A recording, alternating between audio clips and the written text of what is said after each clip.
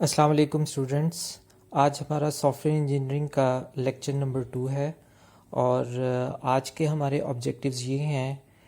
सबसे पहले हम प्रीवियस लेक्चर की रिवीजन करेंगे। दूसरा हमारा ऑब्जेक्टिव है कि हम डिस्कस करेंगे कि प्रोटोटाइप मॉडल क्या होता है और कहाँ कहाँ पर हम इसको इस्तेमाल कर सकते हैं। इसके अलावा हम स्पाइरल मॉडल को डिस्कस करेंगे।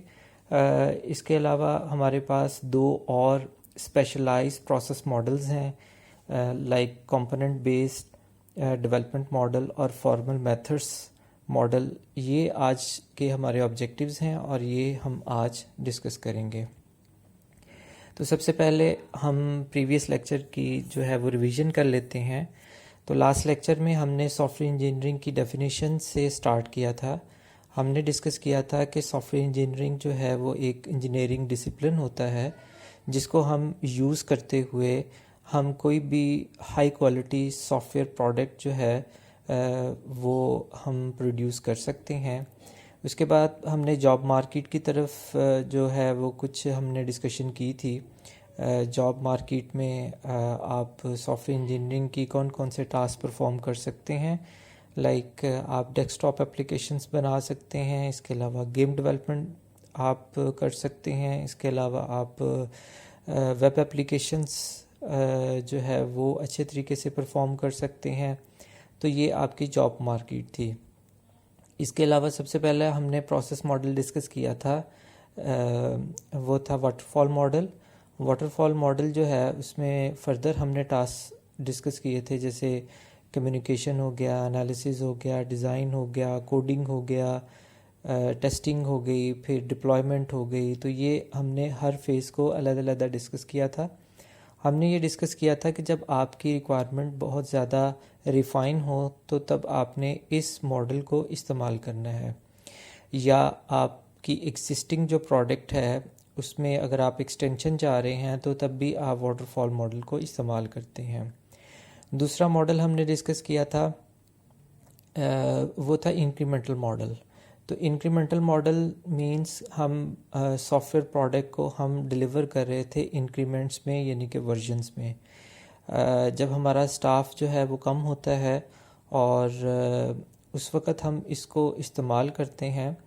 हम क्या करते हैं कि जो कोर रिक्वायरमेंट्स होती हैं, जो कोर नीड्स होती हैं कस्टमर्स की, उसको हम पहले बना के डिलीवर कर देते हैं। उसके बाद फिर हम दूसरी इंक्रीमेंट के ऊपर काम करते हैं और फिर उसको डिलीवर करते हैं। तो इंक्रीमेंट्स में हम इसको जो है वो डिलीवर करते हैं। तो ये लास्ट लेक्चर में जो है वो हमने डिस्कस किया था। अगर आपको इससे रिलेटेड अगर कोई क्वेश्चन है तो आप यूट्यूब वीडियो के नीचे भी आप अपने कमेंट्स जो है वो दे सकते हैं, लेकिन अवॉइड करें ये कमेंट्स आपने नहीं देने, रिसीव, थैंक्स। आपने जस्ट क्वेश्चन को जो भी उससे रिलेटेड, टॉपिक से रिलेटेड अगर कोई क्वेश्चन है तो आप उसको टाइप कर सकते हैं। तो मैं उसका आंसर ज़रूर दूंगा, लेकिन कोशिश करें कि जो क्वेश्चन है वो रिलेटेड टू द टॉपिक होना चाहिए। तो आज के लेक्चर में हम स्टार्ट करते हैं प्रोटोटाइप मॉडल। प्रोटोटाइप मॉडल को समझने के लिए हम एक टिपिकल एग्जांपल लेते हैं। अगर कोई मिसिंग पर्सन है तो अगर हमने उसको आइडेंटिफाई करना है तो हम क्या करते हैं कि डिफरेंट पर्सन से जो है वो राय लेते हैं कि ये जो मिसिंग पर्सन है वो किस किस्म का है, और साथ ही हम एक आर्टिस्ट को बिठा लेते हैं। वो आर्टिस्ट जो है वो दूसरे लोगों से पूछ के पूछता है कि उसकी जो है वो बॉडी की क्या फ़ीचर हैं, उसकी फेस जो है वो किस किस्म का है। तो लोग उसको बताते जाते हैं उस मिसिंग पर्सन को, तो वो उसकी एक ड्राइंग बना लेता है। तो जब वो ड्राइंग बना लेता है तो उसको फिर आइडेंटिफाई करना हमारे लिए आसान हो जाता है। तो वो जो ड्राइंग बना रहा होता है तो वो बेसिकली उसको प्रोटोटाइप कहते हैं, वो एक स्केच बना रहा होता है। तो हमारा ये जो प्रोटोटाइप मॉडल है वो भी इसी किस्म का है। बाज़ औक़ात जब हम अपने सॉफ्टवेयर की रिक्वायरमेंट्स जो है वो गैदर करने जाते हैं तो बाज़ औक़ात ये होता है कि आपके जो एंड यूज़र्स हैं या कस्टमर है वो एक्सप्लिसिटली जो है वो आपको बता नहीं पाता कि उसकी क्या रिक्वायरमेंट्स हैं, या हम ये समझ लें कि हमारी जो रिक्वायरमेंट गैदरिंग के जो पर्सन्स हैं वो अच्छे तरीके से इसको अंडरस्टैंड नहीं कर पाते, तो उस सूरत में हम प्रोटोटाइप मॉडल इस्तेमाल करते हैं। प्रोटोटाइप मॉडल में क्या होता है कि सबसे पहले हम कम्युनिकेशन करते हैं। कम्युनिकेशन के थ्रू हम रिक्वायरमेंट्स को देखते हैं। साथ ही हमारा एक प्रोग्रामर बैठा होता है, वो क्या करता है, कस्टमर्स से पूछता जाता है कि किस किस्म का आपको टेक्स्ट बॉक्स चाहिए, ड्रॉप डाउन मेन्यू चाहिए, तो वो एक स्क्रीन के ऊपर जो है वो प्लेस करता जाता है। और इस तरीके से जो कस्टमर है वो एक वर्किंग वर्जन उसको ये समझ आता है कि एक स्क्रीन है, उसके ऊपर डिफरेंट बटन्स हैं, उसके ऊपर टेक्स्ट बॉक्सेस हैं, उसमें टेक्स्ट फील्ड्स हैं, उसमें टेक्स्ट एरिया है, तो उसको आहिस्ता आहिस्ता जो है वो समझ आनी शुरू हो जाती है कि उसकी क्या क्या रिक्वायरमेंट्स हैं। तो वहाँ से हम रिक्वायरमेंट गैदर करते हैं। तो प्रोटोटाइप में हम कम्युनिकेशन करते हैं, फौरी तौर पे प्लान बनाते हैं, उसकी मॉडलिंग करते हैं, कंस्ट्रक्शन करते हैं और उसकी डिप्लॉयमेंट भी कर देते हैं। तो ये एक प्रोसेस जो है वो ऑनगोइंग जो है वो चलता रहता है, तो इसको कहते हैं प्रोटोटाइप मॉडल। प्रोटोटाइप मॉडल जो होता है इसकी नेचर एवोल्यूशनरी होती है और आइट्रेटिव अप्रोच होती है। अब यहाँ पर वर्ड आ गया है एवोल्यूशनरी। ये बेसिकली वर्ड जो है ये इवॉल्व से जो है वो एक्सट्रैक्ट किया गया है। तो अगर हम अपने एक पर्सन की ज़िंदगी को देखें कि अगर एक पर्सन जो है वो इस दुनिया में आता है तो उसको हम न्यू बॉर्न कहते हैं, फिर वो किड्स में शामिल हो जाता है, फिर वो अडल्ट्स में आ जाता है, फिर वो मिडिल एज में चला जाता है, फिर वो ओल्ड एज में चला जाता है। तो इसकी ज़िंदगी के डिफरेंट फेजेस होते हैं। तो इन फेजेस को अगर हम देखें तो ये एक एवोल्यूशनरी प्रोसेस है कि ये पहले वो न्यू बॉर्न था, फिर वो किड्स में आया, तो ये एक एवोल्यूशनरी प्रोसेस है, वो आगे चलता है। तो प्रोटोटाइप मॉडल भी एवोल्यूशनरी होता है, पहले स्मॉल स्केल पे होता है, फिर उसको आहिस्ता आहिस्ता रिफाइन करते जाते हैं।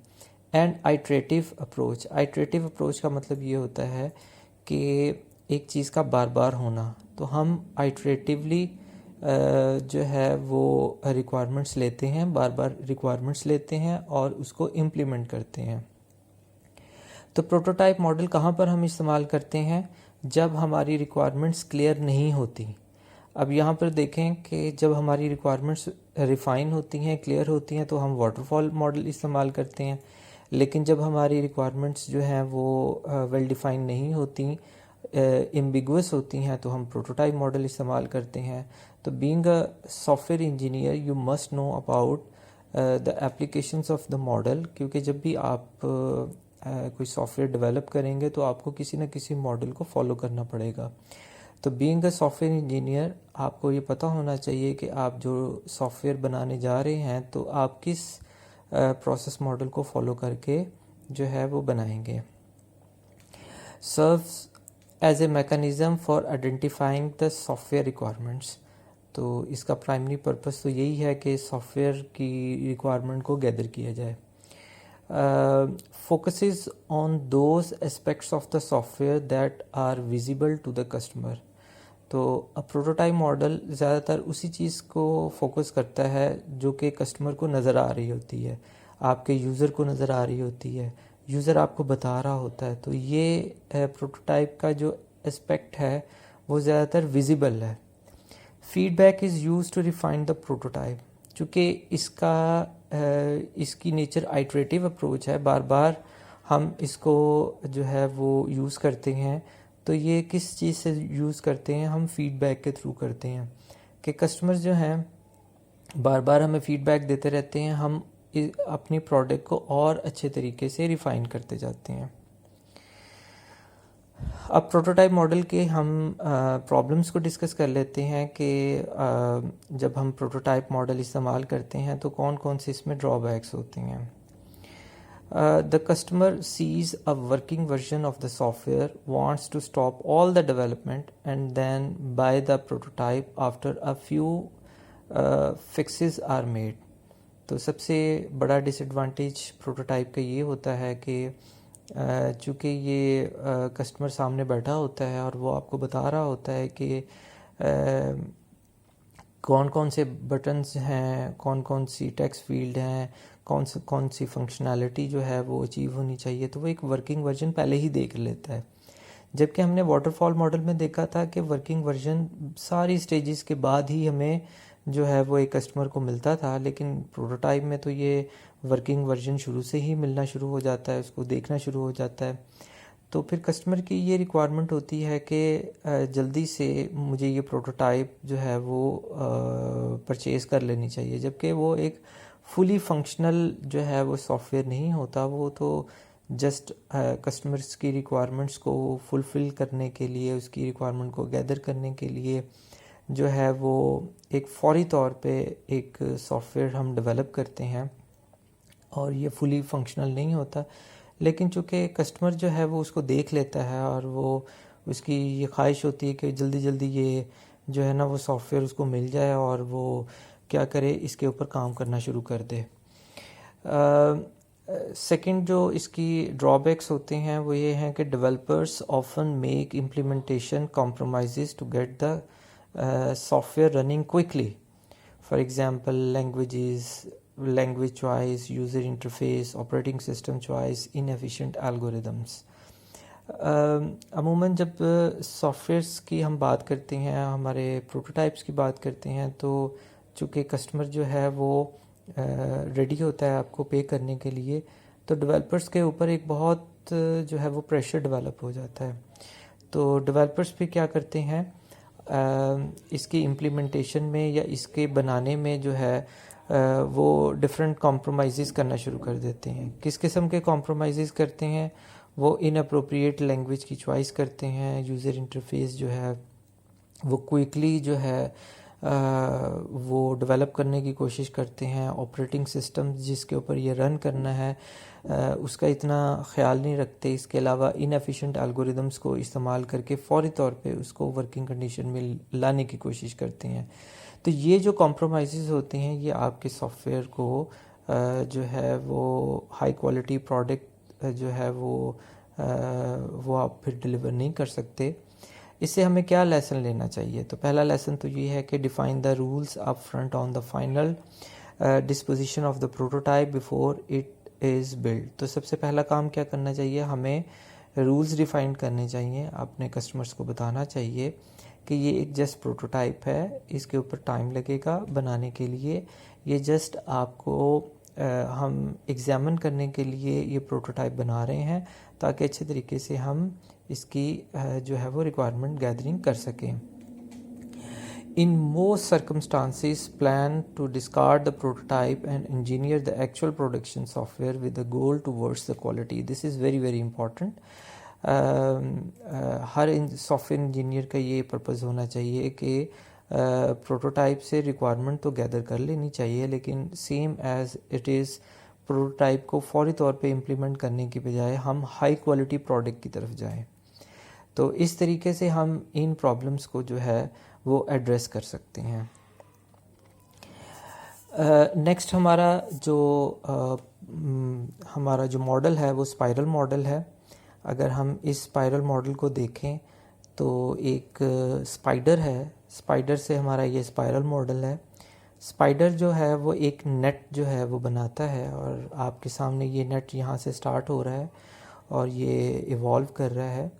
अगर आप यहाँ पर देखें, अगर हम वही फेजेस अगर आप देखें, communication, planning, modelling, construction, deployment, ये हमारे SDLC हैं, सॉफ्टवेयर डेवलपमेंट लाइफ साइकिल हैं। तो हम यहाँ से स्टार्ट करते हैं। अब आप यहाँ पर देखें कि हमारी कम्युनिकेशन बहुत थोड़ी हो रही है, यहाँ से लेके यहाँ तक हो रही है कम्युनिकेशन, और हमारी थोड़ी प्लानिंग हो रही है, फिर मॉडलिंग भी थोड़ी हो रही है, फिर कंस्ट्रक्शन भी कम हो रही है, डिप्लॉयमेंट भी कम हो रही है। लेकिन नेक्स्ट में अगर आप देखें, नेक्स्ट आइट्रेशन में यहाँ से लेके यहाँ तक एक आइट्रेशन बनती है, यहाँ से लेके दूसरी यहाँ तक जो है वो आइट्रेशन बनती है। अगर आप यहाँ पर देखें तो हर आइट्रेशन में चीज़ें बढ़ती जा रही हैं। मतलब अगर हम पहली आइट्रेशन में देखें तो कम्युनिकेशन बहुत थोड़ी थी, दूसरी आइट्रेशन में उससे ज़्यादा हो गई, फिर उससे ज़्यादा हो गई। तो यहाँ से हमें पता लग रहा है कि स्पाइरल मॉडल जो है इसकी दो नेचर्स हैं, एक ये एवोल्यूशनरी होता है और दूसरा ये होता है आइट्रेटिव होता है। तो यहाँ से हमें फौरी तौर पे नज़र आ रहा है कि ये पहली आइट्रेशन है और ये फिर यहाँ से स्टार्ट होके ये दूसरी आइट्रेशन आ जाती है। तो ये जो आइट्रेशन है ये एक एवोल्यूशनरी प्रोसेस को भी ट्रिगर कर रही है। अब आप ये देखें कि जैसे एवोल्यूशन में हम पहले न्यूबॉर्न्स होते हैं, किड्स होते हैं, फिर बढ़ते जाते हैं, अडल्ट्स हो जाते हैं, मिडिल एज में चले जाते हैं। तो ये देखें एवोल्यूशनरी प्रोसेस में भी यहाँ पर देखें कि कम्युनिकेशन थोड़ी है, फिर प्लानिंग भी थोड़ी है, फिर आहिस्ता आहिस्ता ये बढ़ती जा रही है। तो स्पाइरल मॉडल जो है वो कुछ इस तरीके से इम्प्लीमेंट किया जाता है। इस मॉडल को डॉक्टर बैरी ने 1988 में सजेस्ट किया था। अभी मैंने आपको बताया कि ये एवोल्यूशनरी अप्रोच जो है वो ऑप्ट करता है। अच्छा, इसको हम कब जो है वो इम्प्लीमेंट करते हैं, जब हमारी रिक्वायरमेंट्स क्लियर नहीं होती या हमारी प्रोडक्ट जो है वो हाई रिस्क पे होती है। हमारे जो बहुत बड़े कॉम्प्लिकेटेड सॉफ्टवेयर्स जो होते हैं, जैसे नासा का सॉफ्टवेयर हो गया, या हमारे पास जो है वो इंजीनियरिंग से रिलेटेड, जो कंप्यूटेशन से रिलेटेड हमारे सॉफ्टवेयर्स हो गए, they are very complex softwares. उनको बनाने के लिए हम स्पाइरल मॉडल इस्तेमाल करते हैं। अब यहाँ पर एक क्वेश्चन आ जाता है कि प्रोटोटाइप भी तो यही काम कर रही है, वो भी जब रिक्वायरमेंट्स जो हैं अनक्लियर हों तो वो इस्तेमाल किया जाता है। तो सिंपल इज़ दैट, प्रोटोटाइप जो है वो एक स्मॉल स्केल जो है सॉफ्टवेयर्स, उसी के ऊपर ही हम अप्लाई करते हैं। लेकिन जब बहुत बड़ी प्रोडक्ट्स की बात हम करें, कॉम्प्लेक्स प्रोडक्ट की बात करें, रिसर्च बेस्ड सॉफ्टवेयर्स की बात करें, तो फिर हम स्पाइरल मॉडल की तरफ जाते हैं, क्योंकि वहाँ पर हमें जो है बहुत ज़्यादा हाई रिस्क होता है। मतलब अगर नासा का अगर एक सॉफ्टवेयर है, अगर उसमें थोड़ी सी भी मिस्टेक आ जाए तो हमारा जो उसके साथ मैकेनिज़्म लगा है, रॉकेट लगे हैं, वो ब्लास्ट हो सकते हैं, तो हमारा रिस्क फैक्टर बहुत बढ़ जाता है। तो स्पाइरल मॉडल जो है हाई रिस्क कॉम्प्लिकेटेड सॉफ्टवेयर्स में इस्तेमाल होता है। अब यहाँ पर एक और इम्पॉर्टेंट चीज़ है कि एक सॉफ्टवेयर का जो प्रोसेस मॉडल है उसमें दूसरा सॉफ्टवेयर प्रोसेस मॉडल भी इस्तेमाल किया जा सकता है। जैसे यहाँ पर है inner spiral focus on identifying the software requirements and project risk may also incorporate prototyping. तो अगर हम ये देखें कि हम यहाँ पर प्रोटोटाइप इस्तेमाल कर सकते हैं यहाँ से लेके यहाँ तक, यानी कि जो हमारा कम्युनिकेशन फेज़ है यहाँ पर हम प्रोटोटाइप मॉडल इस्तेमाल कर सकते हैं, और बाकी फिर एवोल्यूशनरी और आइट्रेटिव अप्रोच के साथ हम इसको आगे लेके चल सकते हैं। तो यहाँ से ये साबित हुआ कि एक मॉडल के अंदर दूसरा मॉडल भी हम इस्तेमाल कर सकते हैं। इसको हाइब्रिड मॉडल भी कहते हैं। लेकिन एक मॉडल के अंदर अगर आपने दूसरा मॉडल इस्तेमाल करना है तो आपके सामने एक उसकी जस्टिफिकेशन होनी चाहिए।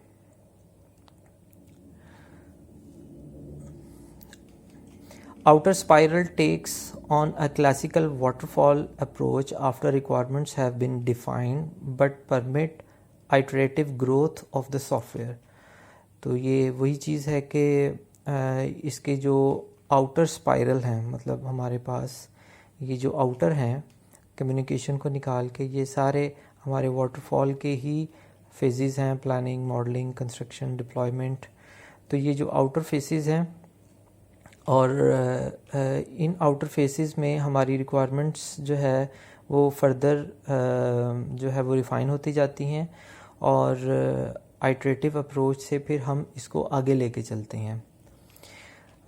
Operates as a risk driven model, go no go decision.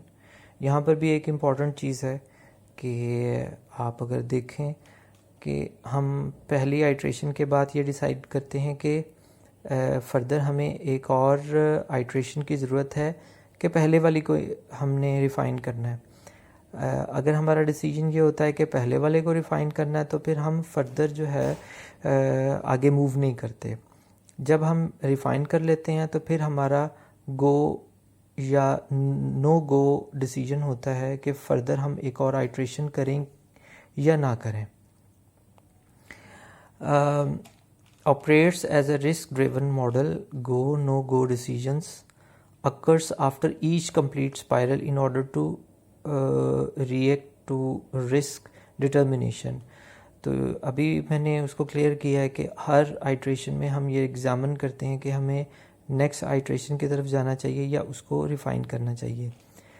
Requires considerable expertise in risk assessment. तो यहाँ पर हमें काफ़ी एक्सपर्टीज़ की ज़रूरत होती है रिस्क असेसमेंट के लिए कि हमने जिस आइट्रेशन पे काम किया है क्या वो अच्छे तरीके से इम्प्लीमेंट हो गई है कि नहीं हो गई। Serves as a realistic model for large scale software development. तो ज़्यादातर ये जो हमारे कॉम्प्लेक्स सॉफ्टवेयर्स होते हैं, लार्ज स्केल पे बनने वाले सॉफ्टवेयर्स होते हैं, उसमें हम स्पाइरल मॉडल को इस्तेमाल करते हैं। स्पाइरल मॉडल की कुछ वीकनेसेस हैं, उसको भी हम डिस्कस कर लेते हैं। तो पहली जो वीकनेस है वो ये है कि prototyping poses a problem to project planning because of uncertain number of iterations required to construct the product. तो जब हम प्रोटोटाइप कम्युनिकेशन फेज़ में इसको हम इंट्रोड्यूस करवाते हैं, और हमने अभी भी डिस्कस किया कि एक मॉडल के अंदर हम दूसरे मॉडल को जो है वो इंट्रोड्यूस करवा सकते हैं। चूँकि हमारी रिक्वायरमेंट्स अनक्लियर हैं तो उसको जो है वो फाइंड आउट करने के लिए हम क्या करते हैं, हम प्रोटोटाइप को इस्तेमाल करते हैं। और प्रोटोटाइप को जब हम इस्तेमाल करते हैं तो हम प्रिडिक्ट नहीं कर सकते कि आगे कितनी आइट्रेशंस हैं। तो अगर हम प्रिडिक्ट नहीं कर सकते तो करंट आइट्रेशन के मुताबिक हम वो रिक्वायरमेंट्स ले लेंगे।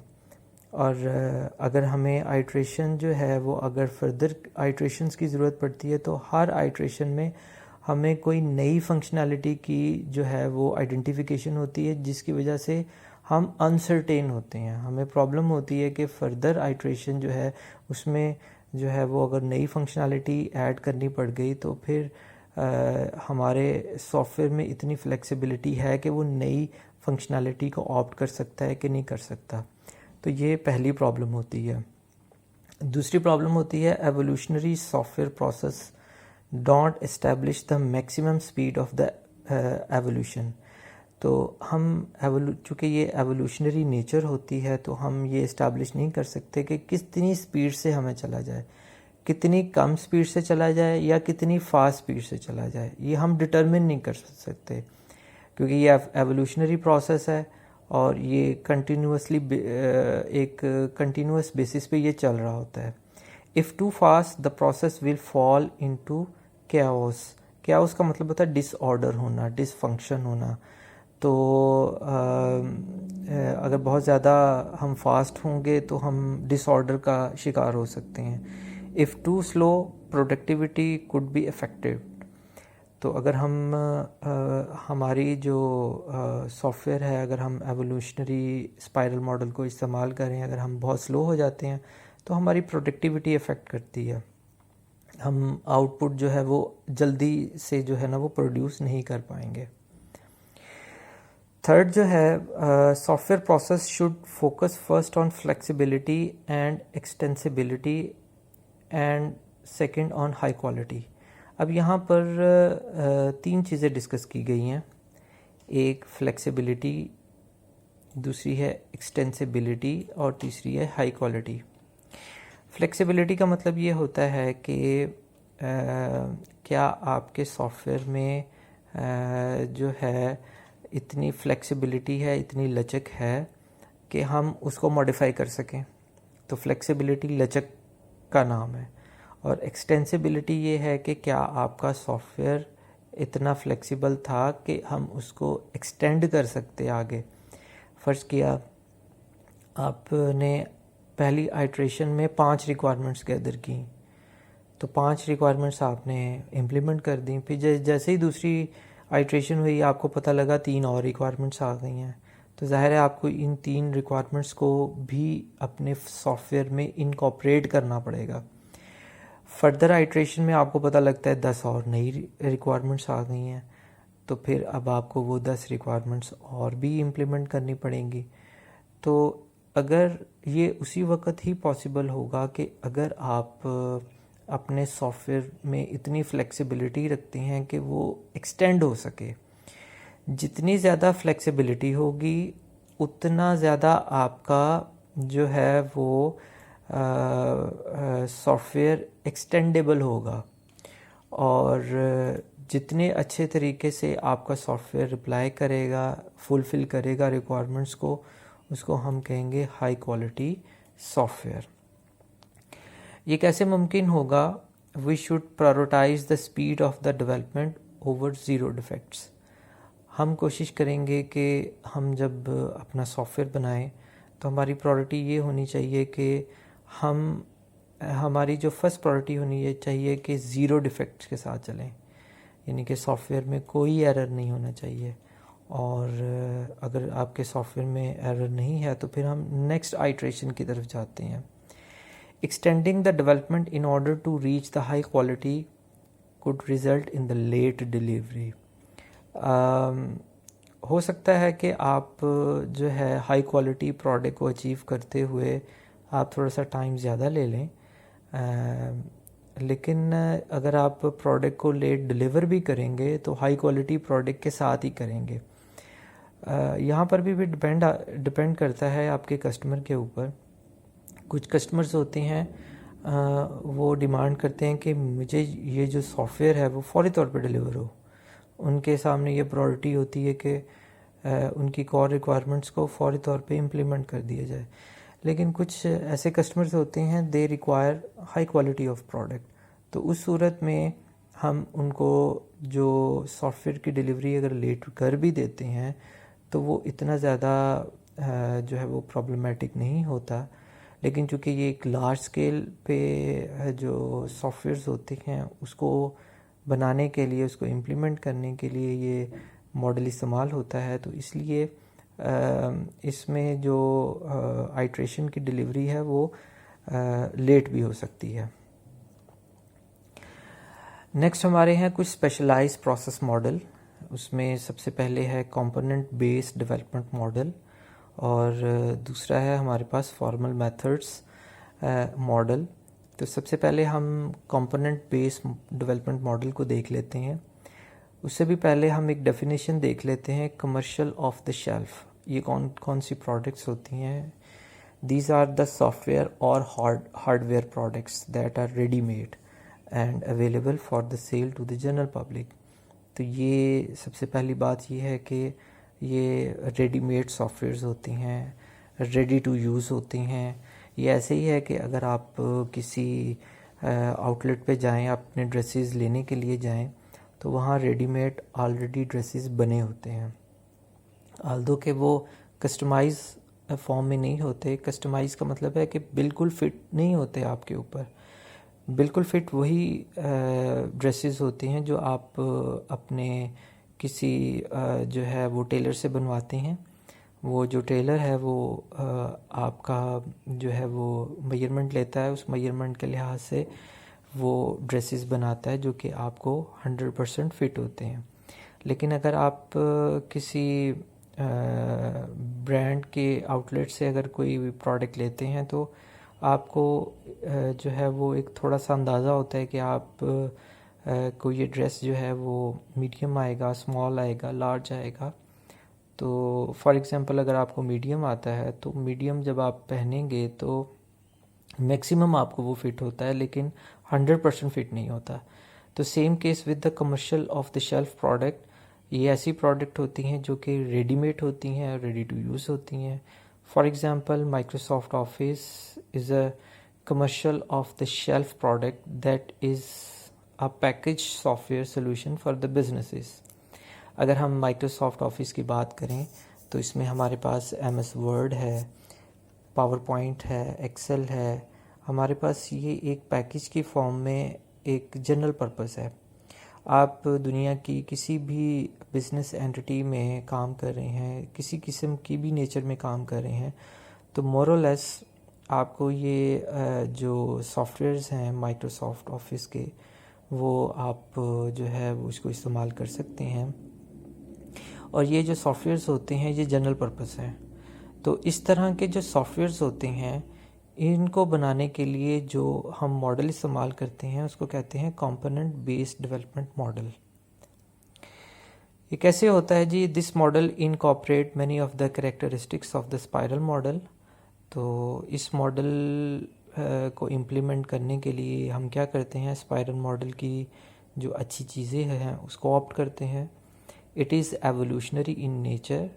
अगर आप एवोल्यूशन को देखें तो MS वर्ड के जो पहले वर्जन्स हैं उसमें कम फंक्शनैलिटी थी, फिर फर्दर वर्जन्स आए उसमें उससे ज़्यादा फंक्शनैलिटी थी, फिर जैसे जैसे MS वर्ड के, एक्सेल के और पावर पॉइंट के जितने भी अब नए वर्जन्स हैं उनकी फंक्शनैलिटी बहुत अच्छी है as compare to initial phase. तो ये एक एवोल्यूशनरी प्रोसेस है कि आगे आने वाले जो वर्जन्स हैं जो नेक्स्ट ईयर में आएंगे या उससे भी नेक्स्ट ईयर में आएंगे वो और ज़्यादा बेहतर होंगे।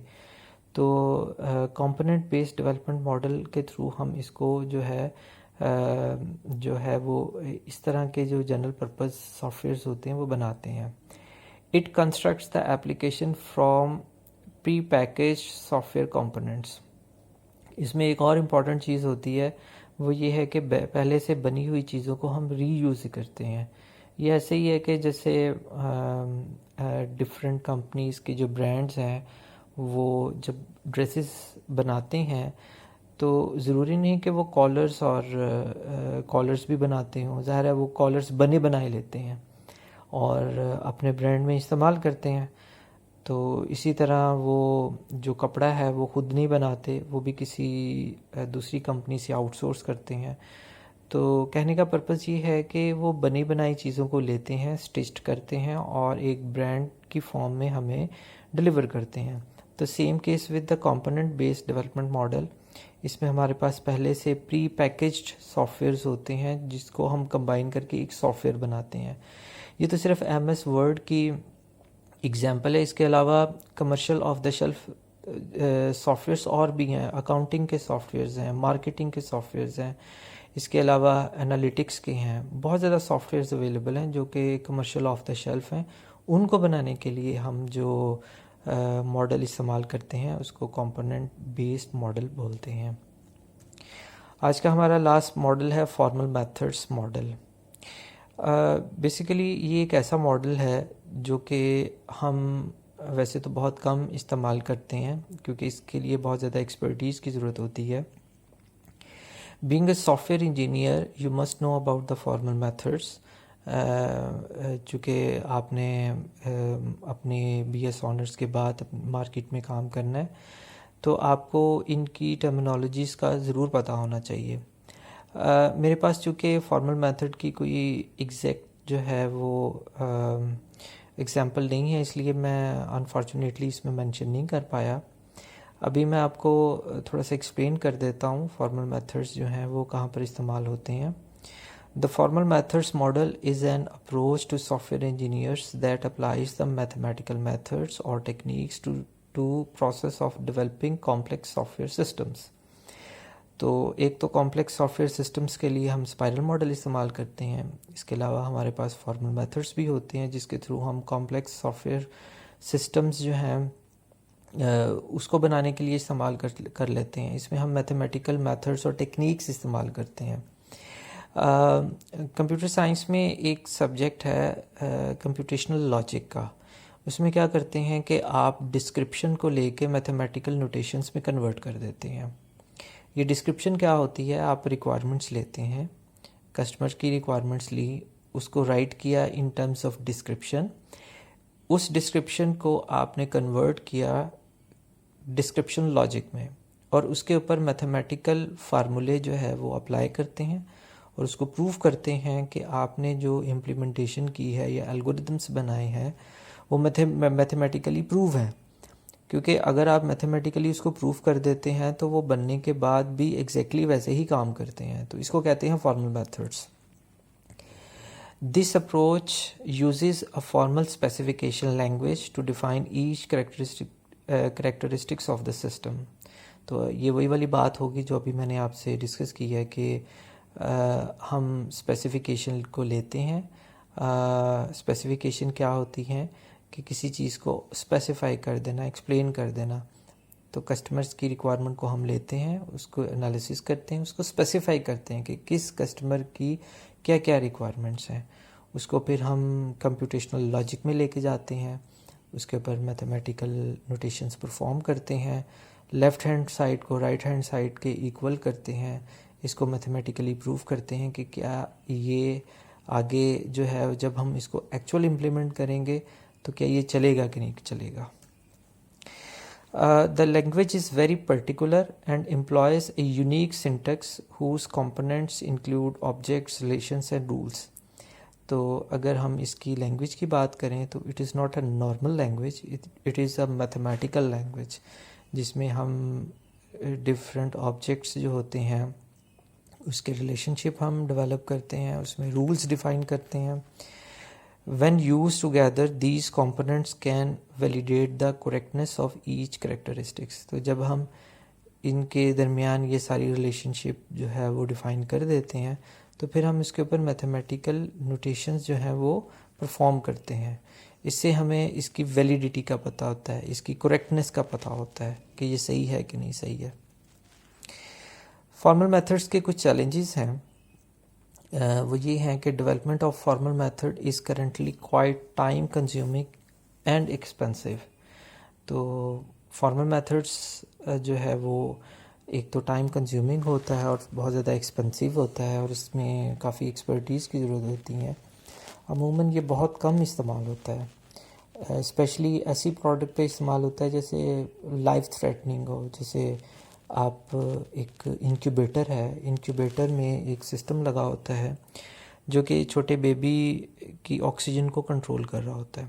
तो अगर आपका ये सिस्टम में अगर कोई एरर आ जाता है तो लाइफ थ्रेटनिंग होती है, मतलब बेबी के जो है वो लाइफ को थ्रेट होता है, वो डेथ उसकी भी हो सकती है। तो इस तरह के जो सिस्टम्स होते हैं उनको बनाने के लिए या उनकी सिस्टम की वेरिफिकेशन करने के लिए फिर हम फॉर्मल मेथड्स इस्तेमाल करते हैं, ताकि एरर अगर रिवील हो भी जाता है तो एरर की सूरत में भी वो जो है वो आंसर दे, alert they.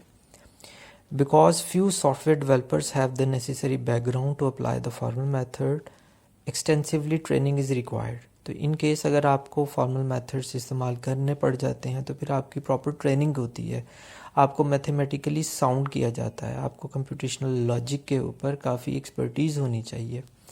It is difficult to use the models as a communication mechanism for technically unsophisticated customers.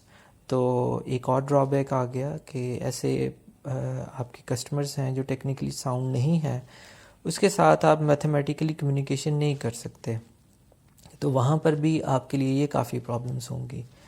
तो स्टूडेंट्स आज में हमने 4 मॉडल्स पढ़े।